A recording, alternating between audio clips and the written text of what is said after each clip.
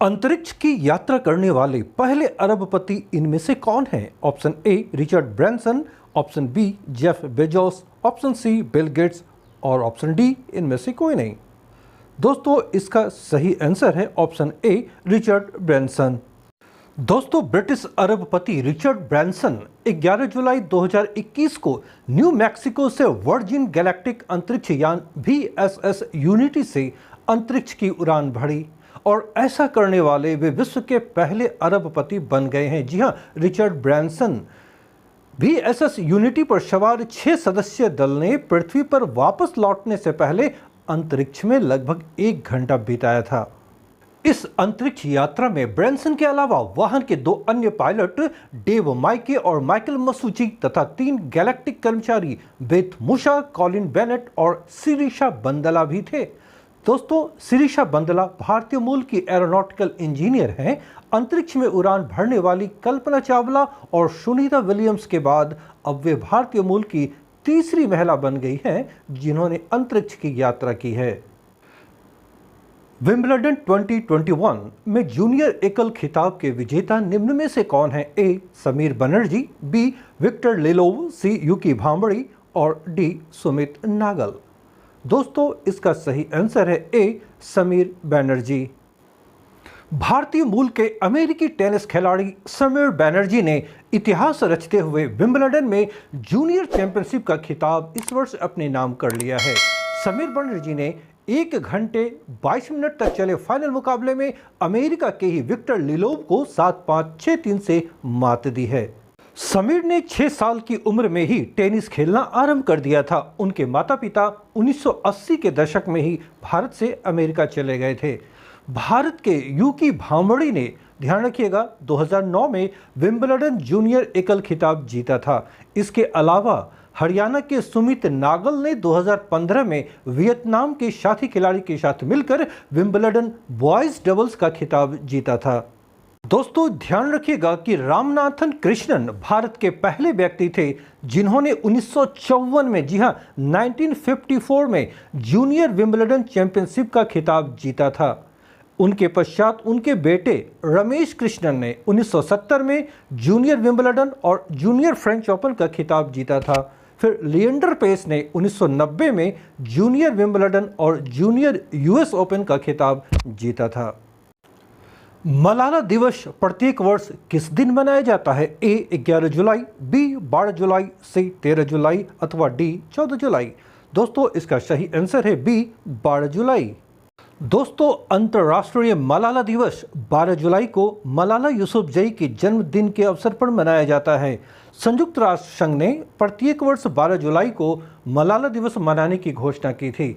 मलाला दिवस को विश्व भर में महिलाओं और बच्चों के अधिकारों का सम्मान करने के लिए ही मनाया जाता है। ये ध्यान रखिएगा, ये क्यों मनाया जाता है। दोस्तों पाकिस्तान की बाल एवं महिला अधिकार कार्यकर्ता मलाला यूसुफजई ने 12 जुलाई 2013 को संयुक्त राष्ट्र महासभा के विशेष सत्र को भी संबोधित किया था। इसके पश्चात ही संयुक्त राष्ट्र संघ ने इस दिन को मलाला दिवस मनाने की घोषणा की थी।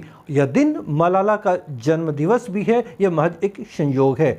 ध्यान रखिएगा कि लड़कियों की शिक्षा के लिए सार्वजनिक रूप से आवाज उठाने वाली मलाला यूसुफजई पर तालिबान आतंकवादियों द्वारा 9 अक्टूबर 2012 को गोली चलाई गई थी, जिसमें वे बाल बची थी। वो घायल हो गई थी किंतु उनकी जान नहीं गई थी। वे आतंकवादियों के हमले से बच गई थी। गंभीर रूप से घायल होने के बावजूद मलाला जल्दी स्वस्थ होकर लोगों के बीच लौट आई और इस कट्टरपंथ का विरोध किया था। दोस्तों मलाला यूसुफजई ने एक गैर लाभकारी संस्था मलाला फंड की स्थापना की है जो युवा लड़कियों को स्कूल जाने में मदद करता है। मलाला को पाकिस्तान सरकार ने उनके इन कार्यों को ध्यान में रखते हुए 2012 में राष्ट्रीय शांति पुरस्कार से सम्मानित किया था। ध्यान रखिएगा 2014 में मात्र 17 साल की उम्र में बाल अधिकारों के प्रति उनके प्रयासों को देखते हुए उन्हें नोबेल शांति पुरस्कार से सम्मानित किया गया था। ध्यान रखिएगा 2014 में। और यह पुरस्कार पाने वाली मलाला सबसे कम उम्र की प्राप्तकर्ता बन गई है। दोस्तों संयुक्त राष्ट्र संघ ने 2019 में जारी अपनी समीक्षा रिपोर्ट में मलाला यूसुफजई को दशक की, जी हां पिछले 1 दशक की दुनिया में सबसे प्रसिद्ध किशोरी घोषित किया था। मलाला को कनाडा की मानद नागरिकता भी प्रदान की गई है और वह कनाडा में हाउस ऑफ कॉमन्स को संबोधित करने वाली सबसे कम उम्र की व्यक्ति भी बन गई है। मलाला को फ्रांस के सिमोन डी बेवॉर पुरस्कार से भी जनवरी 2013 में सम्मानित किया गया था। एक्चुअली इनकी बहादुरी को देखते हुए दुनिया भर के देशों में इनकी प्रशंसा होती रही है, इसलिए उन्हें विभिन्न देशों द्वारा अवार्ड दिया गया है। एक प्रमुख तथ्य जो आपको याद रखनी है वो ये कि मलाला ने एक पुस्तक भी लिखी है जिसका शीर्षक है वी आर डिस्प्लेस्ड। जी हाँ, ये मलाला के द्वारा लिखी गई पुस्तक है और इस पुस्तक में मलाला ने दुनिया भर में उन्होंने भ्रमण किया था और इस भ्रमण के दौरान जो उन्होंने अनुभव प्राप्त किया, शरणार्थी शिविरों का जो अनुभव प्राप्त किया, उसी का वर्णन इस पुस्तक में उन्होंने किया है जिसका नाम है we are displaced. Wimbledon 2021 tennis प्रतियोगिता में पुरुष एकल के विजेता निम्न में से कौन है? A Rafael Nadal, B Novak जोकोविच, सी मोटेओ बेरेटेनी अथवा डी रॉजर फेडरर। दोस्तों इसका सही जवाब है बी नोवाक जोकोविच। विश्व के नंबर 1 खिलाड़ी नोवाक जोकोविच ने विंबलडन 2021 के फाइनल में इटली के माटेओ बेरेटेनी को हराकर पुरुष एकल का खिताब जीत लिया है। नोवाक जोकोविच का यह 20वां ग्रैंड स्लैम खिताब है। जी हां, सर्बिया के निवासी नोवाक जोकोविच ने शानदार प्रदर्शन करते हुए इस फाइनल मैच में अपने प्रतिद्वंदी खिलाड़ी इटली के बेरेटेनी को परास्त किया। नोवाक जोकोविच का यह 20वां ग्रैंड स्लैम खिताब है। ध्यान रखिएगा, यह 20वां ग्रैंड स्लैम खिताब है नोवाक जोकोविच का और इस वर्ष अब तक संपन्न हुए तीनों ग्रैंड स्लैम प्रतियोगिताएं, ऑस्ट्रेलियन ओपन, फ्रेंच ओपन और अब विंबलडन, इन तीनों के विजेता नोवाक जोकोविच ही हैं। सबसे महत्वपूर्ण बात यह कि विंबलडन के इस जीत के पश्चात नोवाक जोकोविच ने अपने महान प्रतिद्वंदियों स्विट्जरलैंड के रोजर फेडरर और स्पेन के राफेल नाडाल के खिताब की बराबरी हासिल कर ली है। अब इन तीनों के 20-20 ग्रैंड स्लैम खिताब हो गए हैं। जी हां, याद रखिएगा कि रोजर फेडरर, राफेल नाडाल और अब नोवाक जोकोविच, इन तीनों ने अब तक 20-20 ग्रैंड स्लैम खिताब जीत लिए हैं। दोस्तों एक बेहद आसान प्रश्न आप लोगों के लिए है कि चौथी ग्रैंड स्लैम प्रतियोगिता कौन सी है और इसका आयोजन कहां होता है? जी हां, आपको प्रतियोगिता का नाम बताना है और इसका आयोजन स्थल कहां है ये आपको बतानी है और आप इसे मैसेज बॉक्स में, जी हां कमेंट बॉक्स में इसका आंसर आप भेज सकते हैं। मैं देखना चाहता हूं कि आप कितने लोग इसके लिए जागरूक हैं। भारत का पहला क्रिप्टोग्राफिक गार्डन निम्न में से किस राज्य में स्थापित किया गया है? ए अरुणाचल प्रदेश, बी उत्तराखंड, सी तमिलनाडु अथवा डी केरल। दोस्तों इसका सही आंसर है बी उत्तराखंड। दोस्तों भारत का पहला क्रिप्टोग्राफिक उद्यान उत्तराखंड में देहरादून के निकट चक्राता शहर में स्थित देवबन में स्थापित किया गया है। इस उद्यान में फर्न, कवक, ब्रायोफाइट्स, शैवाल, लाइकेन इत्यादि की लगभग 50 प्रजातियां उपलब्ध हैं। जी हां, 50 प्रजातियां यहां उपलब्ध हैं। देवबन यह उद्यान 9000 फीट की ऊंचाई पर स्थित है। दोस्तों प्रश्न उठता है कि क्रिप्टो गेम्स क्या हैं या क्रिप्टो गेम्स क्या होते हैं? तो ध्यान रखिएगा कि क्रिप्टो गेम उन पादपों को कहा जाता है जिनमें बीज उत्पन्न नहीं होते। जी हां, इनमें फूल भी उत्पन्न नहीं होते। इन पौधों में प्रजनन बीजाणुओं के द्वारा, जी हां, स्पोर्स की सहायता से ही होता है। तो क्रिप्टो गेम्स के अंतर्गत क्या क्या आते हैं? तो ध्यान रखिएगा, इसके अंतर्गत शैवाल, जिसे एल्गी के रूप में आप लोग जानते हैं, लाइकेन, मॉश और फर्न इसमें शामिल किए जाते हैं। किसके अंतर्गत? क्रिप्टो गेम्स के अंतर्गत। मोस्ट इंपॉर्टेंट थिंग इज कि वर्तमान में वर्गीकी के अनुसार क्रिप्टो गेम्स के अंतर्गत कुछ पादपों को ही पादप जगत में स्थान दिया गया है, सभी को नहीं दिया गया। जैसे कवक, जिसे हम फंजाई के रूप में जानते हैं, को एक अलग जगत के रूप में स्वीकार किया गया है और उन्हें पादपों के बजाय जंतुओं का निकट संबंधी माना जाता है। जी हाँ, इसे पादप के श्रेणी में नहीं रखा जाता है। ठीक इसी प्रकार कुछ शैवालों को भी अब जीवाणुओं से संबंधित मान लिया गया है। तो इन तथ्यों पर आप ध्यान रखेंगे। हाल ही में संपन्न यूरो कप 2020, जिसे इटली ने इंग्लैंड को फाइनल में हराकर जीता है, इस टूर्नामेंट में गोल्डन बूट का अवार्ड किसने जीता? A Lionel Messi, B Cristiano Ronaldo, C Patrick Schick अथवा डी करीम बेंजेमा। दोस्तों इसका सही आंसर है बी क्रिस्टियानो रोनाल्डो। दोस्तों, विश्व के महान खिलाड़ी और वर्तमान में पुर्तगाल फुटबॉल टीम के कप्तान क्रिस्टियानो रोनाल्डो ने यूरो कप 2020 में टॉप स्कोर कर गोल्डन बूट अवार्ड अपने नाम किया है। जैसा कि मालूम है कि 2020 यूरो कप का आयोजन हाल ही में ब्रिटेन में इंग्लैंड में संपन्न हुआ है, क्योंकि 2020 में इसका आयोजन कोरोना के कारण नहीं किया जा सका था। इस टूर्नामेंट में golden boot award Cristiano Ronaldo ने जीता है। यूरो कप 2020 के फाइनल मुकाबले में जैसा कि आपको पता होगा कि इटली ने इंग्लैंड को पेनाल्टी शूटआउट में 3-2 से हराकर अपना दूसरा यूरोपीय चैंपियनशिप का खिताब जीता है। जी हां, इटली ने इस तरह से दूसरी बार यूरोपियन चैंपियनशिप का खिताब जीता है। इस टूर्नामेंट में रोनाल्डो ने सिर्फ 4 मैच खेले थे, किंतु इन 4 मैचों में उन्होंने 5 गोल दागे। चेक गणराज्य, जी हां, चेक रिपब्लिक के पैट्रिक स्किक ने भी 5 गोल के साथ टूर्नामेंट का अंत किया, किंतु गोल करने में मदद के आधार पर रोनाल्डो को यह पुरस्कार दिया गया। रोनाल्डो ने 5 गोल के अतिरिक्त 1 गोल करवाने में भी मदद की थी, जबकि स्किक ने ऐसा कोई मदद अपनी टीम या अपने देश के लिए नहीं की थी। तीसरे स्थान पर रहे फ्रांस के करीम बेंजेमा, उन्होंने 4 गोल किए इस टूर्नामेंट में। शेर बहादुर देउबा ने नेपाल के प्रधानमंत्री के रूप में शपथ ली है।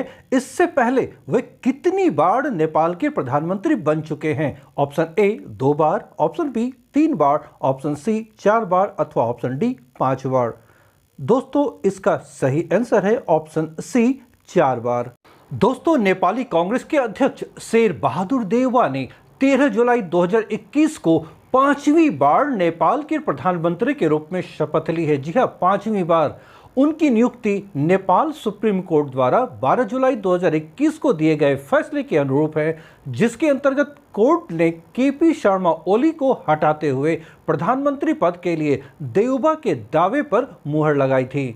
दोस्तों, शेर बहादुर देउबा भारत समर्थक माने जाते हैं और उम्मीद है कि नेपाल के साथ अब भारत के संबंध बेहतर होंगे। लेकिन एक तथ्य की ओर हम लोग ध्यान दें कि देउबा इससे पहले 4 बार जो नेपाल के प्रधानमंत्री बने हैं वो कब कब रहे, तो पहली बार वे सितंबर 1995 से मार्च 1997 तक, दूसरी बार जुलाई 2001 से अक्टूबर 2002 तक, तीसरी बार जून 2004 से फरवरी 2005 तक और चौथी बार जून 2017 से फरवरी 2018 तक। इस बार उनका ये 5वां कार्यकाल है जो आरंभ हुआ है। विश्व बैडमिंटन महासंघ BWF बैडमिंटन वर्ल्ड फेडरेशन ने 2026 में होने वाले विश्व बैडमिंटन चैंपियनशिप की मेजबानी निम्नलिखित में से किस देश को प्रदान की है? ए भारत, बी चीन, सी डेनमार्क अथवा डी इंग्लैंड। दोस्तों, इसका सही आंसर है ए भारत। विश्व बैडमिंटन महासंघ ने 2026 में होने वाले विश्व बैडमिंटन चैंपियनशिप की मेजबानी भारत को प्रदान की है। दूसरी ओर चीन को 2023 की सुदीर्मन कप फाइनल की मेजबानी दी गई है। यह दूसरा अवसर है भारत के लिए जब भारत में विश्व बैडमिंटन चैंपियनशिप आयोजित की जाएगी। इससे पहले 2009 में हैदराबाद में इस टूर्नामेंट का आयोजन किया गया था। तो विश्व बैडमिंटन चैंपियनशिप एक व्यक्तिगत चैंपियनशिप है, एक व्यक्तिगत टूर्नामेंट है और इसमें 5 इवेंट का आयोजन किया जाता है। Men's single, women's single, men's and women's doubles और मिक्स्ड डबल्स।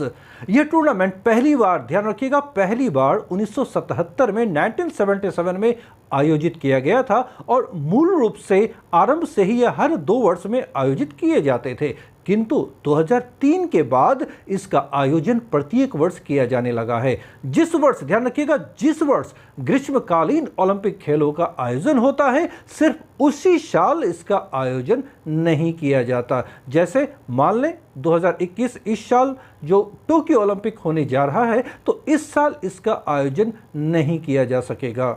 दोस्तों, एक तथ्य याद रखिएगा कि जहां विश्व बैडमिंटन चैंपियनशिप व्यक्तिगत मुकाबलों के चैंपियनशिप है, वहीं सुदीर्मन कप वर्ल्ड टीम चैंपियनशिप है। जी हां, टीम चैंपियनशिप है जो हर 2 साल में आयोजित की जाती है। यह बैडमिंटन के सबसे प्रतिष्ठित खिताबों में से एक मानी जाती है। कौन सा? सुदीर्मन कप। इस कप का नाम इंडोनेशिया के पूर्व बैडमिंटन खिलाड़ी डिक सुदीर्मन के नाम पर रखा गया है। ध्यान रखिएगा, डिक सुदीर्मन इंडोनेशिया के एक प्रसिद्ध बैडमिंटन खिलाड़ी थे, उन्हीं के नाम पर इस कप का नाम सुदीर्मन कप रखा गया है, जो बैडमिंटन की टीम चैंपियनशिप प्रतियोगिता है। कोपा अमेरिका कप 2021 का खिताब निम्न में से किस देश ने जीता है? A Brazil, B Argentina, C Mexico अथवा डी कोलंबिया। दोस्तों इसका सही आंसर है बी अर्जेंटीना। दोस्तों अमेरिकी महाद्वीप की सबसे प्रसिद्ध football tournament Copa America cup 2021 का खिताब इस वर्ष अर्जेंटीना ने जीता है। ब्राजील के शहर रियो डी जेनेरो में खेले गए फाइनल मुकाबले में अर्जेंटीना ने मेजबान देश ब्राजील को 1-0 से हराकर इस प्रतिष्ठित खिताब को अपने नाम किया। ध्यान रखिएगा कि लियोन मेसी के नेतृत्व में अर्जेंटीना की फुटबॉल टीम ने पहली बार कोई बड़ी अंतर्राष्ट्रीय ट्रॉफी जीती है। जी हां, पहली बार। लियोन मेसी जिस स्तर के खिलाड़ी हैं, इनसे बहुत अपेक्षाएं हैं, किंतु पहली बार ही यह अर्जेंटीना के लिए मौका लगा है जब उसने कोपा अमेरिका कप को जीता है।